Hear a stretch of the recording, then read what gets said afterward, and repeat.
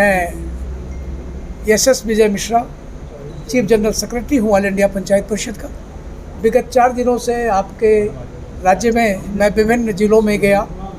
हम यहाँ पर आए थे देखने के लिए कि 2002 में जो संघर्ष हमने यहाँ शुरू किया था पंचायतों के चुनाव को लेकर के, उसमें सब साथी हमारे संघर्ष में शामिल थे।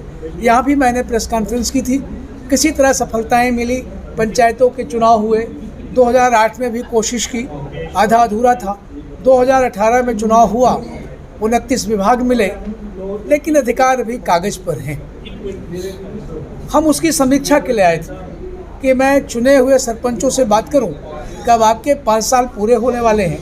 आप लोग समय समय पर मुझे बताते हैं कि साहब हमारा पैसा फ्रीज कर दिया गया, रोक दिया गया, दिसंबर में ही रोक दिया गया, जारी कराइए, फाइनेंशियल ईयर 31 मार्च तक होता है, वो सारी सुविधाएं देते हैं। लेकिन मैंने ये पाया कि जो यहाँ की ब्यूरोक्रेसी है, कहीं पर भी किसी स्तर पर भी हमारे चुने हुए नुमाइंदों को सम्मान देना तो दूर रहा, उनसे मिलना भी नहीं चाहते।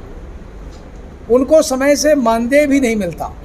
वो अगर बैठक भी करना चाहें तो बैठक भी नहीं हो पाती, क्योंकि अन्य प्रदेश की सरकारों ने हमारी बातों को माना। आप सब लोग अखबार नवीश हैं, आप लोग जानते हैं कि जो हमारा सरपंच होता है, यहाँ की गांव सभाएं कई किलोमीटर में हैं और उसको नॉमिनल आप मानदेय देते हैं। एक हमारा कॉरपोरेटर शहर में ही कुछ एरिया का होता है, हम उसे 10,000 रुपया देते हैं। तो हमने ये कोशिश की है, चाहते हैं कि आप लोगों के माध्यम से अलग जगह कि हमारे सरपंच साहबान को कम से कम 10,000 रुपया महीना उन्हें मानदेय दिया जाए, उन्हें यात्रा भत्ता दिया जाए और उन्हें सुरक्षा भी प्रदान की जाए।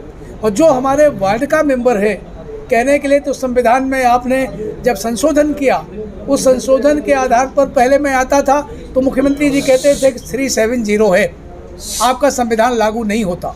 हम लोग कोशिश कर रहे थे, 370 अब नहीं है।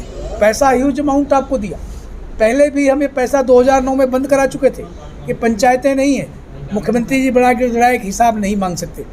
अब पैसे भी आए, लेकिन 23 लाख रुपया छोटी गांव सभा हो या बड़ी गांव सभा, उसमें हर वार्ड में हमारे 15, 13, 11 सदस्य होते हैं। जैसी गांव सभा बड़ी छोटी है, उनकी जो भौगोलिक स्थिति आप समझ सकते हैं। ऐसी स्थिति में पहाड़ी इलाका है, विकास के मद में जो स्वच्छता मिशन का पैसा हम अपने सरपंच को देते हैं, उन शरीफ लोगों को इसका ज्ञान नहीं, क्योंकि सरकार की जिम्मेदारी को उन्हें ट्रेनिंग दे।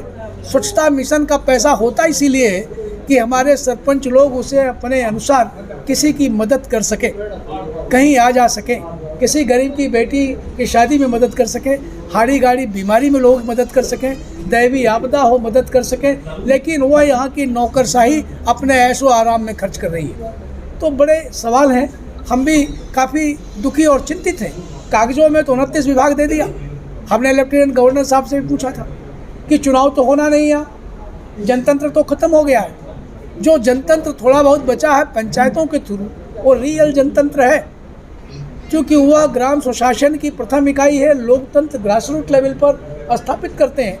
आप जब हो असेंबली का चुनाव करते रहना, लेकिन जो चुने हुए नुमाइंदे हैं, जो अधिकार आपने उनको दिए हैं, आपने तो वाहवाही पूरे देश में ले लिया। हर प्रदेश में जाकर के अलग जगाता हूँ साहब, जम्मू कश्मीर बहुत छोटा सा हमारा संघ शासित प्रदेश है, उन्होंने पंचायतों को 29 विभाग के पूरे अधिकार दे दिए। यहाँ हमारे सरपंचों ने बताया कि साहब हमें क्या मिला, हमें तो कुछ भी नहीं मिला। एक गांव सभा में एक ही पंचायत सेक्रेटरी होना चाहिए, नहीं है।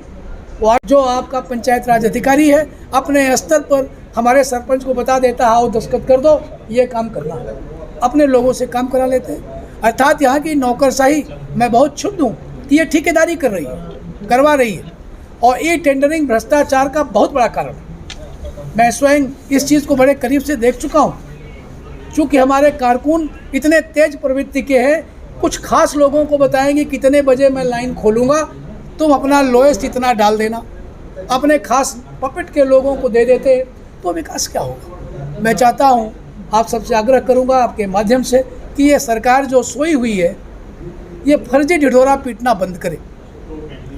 हमने देखा कि उत्तर प्रदेश में भी, गुजरात में, इन प्रदेशों में हमारे सरपंच के साथ अगर कोई दैवी आपदा घट गई, किसी वार्ड मेंबर के साथ घट गया, तो उन्हें हम 10 लाख रुपए का मुआवजा देते हैं। रोज़ तो हत्याएं नहीं हो रही हैं। आपके यहाँ जो हमारे सरपंच मारे गए, हमने उसके लिए बड़े बवाल किए। गवर्नमेंट ने ये कहा कि मिश्रा जी आप दिल्ली में बैठकर बोलते हो, आपका सरपंच ही गलत है। हमने सिक्योरिटी दे रखा, सिक्योरिटी लेकर नहीं जाता। लैकिंग ऑफ दी, हमने कहा साहब अब अंग्रेजी में तो उस बेचारे को समझ में नहीं आएगा, उसकी कुछ मजबूरियाँ होंगी। खासकर पुलवामा मैंने देखा, हमारे सरपंच लोग एक होटल में कैद हैं, क्या करेंगे वो? बहाना है कि साहब सुरक्षा का सवाल है।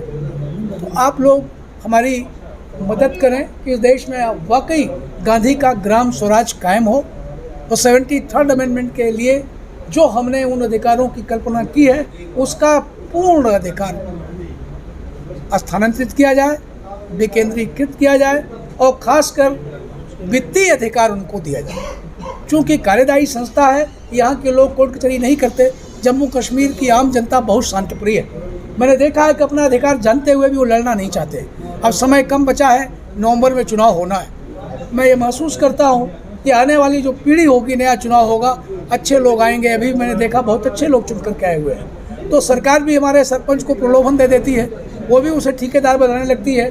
तो एक नए ढंग की अलग जगाना चाहते हैं। इस कड़ी में हमारे जुगल किशोर गुप्ता जी उपाध्यक्ष हैं, जम्मू कश्मीर में ही रहते हैं, सन 85 से हमारे साथ हैं, हकीम साहब के समय से, ये आपको बताएंगे। धन्यवाद।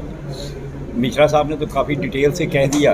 अब मैं एक बात को ज़्यादा आपके सामने हाईलाइट करना चाहता हूँ कि हमारे जो पंचायती राज व्यवस्था है उसके पंच और सरपंच रीढ़ की हड्डी हैं, लेकिन इस समय पंच और सरपंच दोनों ही इस व्यवस्था से दुखी हैं।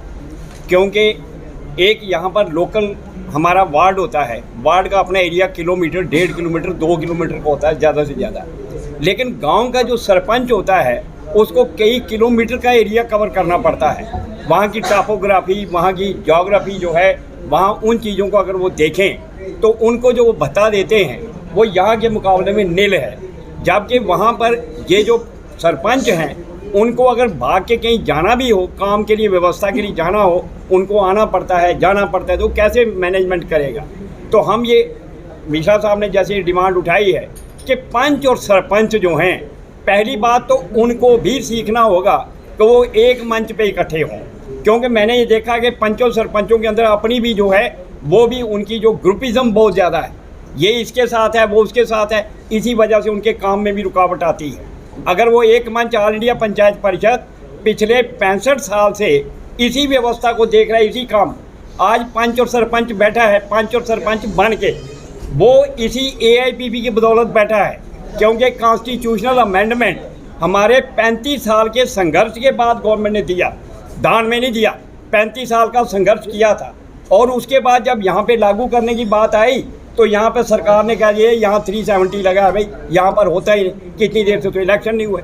ये तो मोदी साहब की मैं समझता हूँ कि एक ग्रेटनेस है जो उन्होंने पर्सनल इंटरेस्ट लिया और यहाँ पे ग्रॉस रूट लेवल को, डेमोक्रेसी को बनाया भी और यहाँ पर उसको बढ़ाया भी। तो इसलिए मैं समझता हूँ कि जब तक ये पंचों सरपंचों के लिए कुछ ऐसी व्यवस्था नहीं करेंगे जिससे कि वो अपने काम काज को सुचारू रूप से कर सकें, तब तक शायद पंचायती रूप का वो रिजल्ट सामने नहीं आएगा।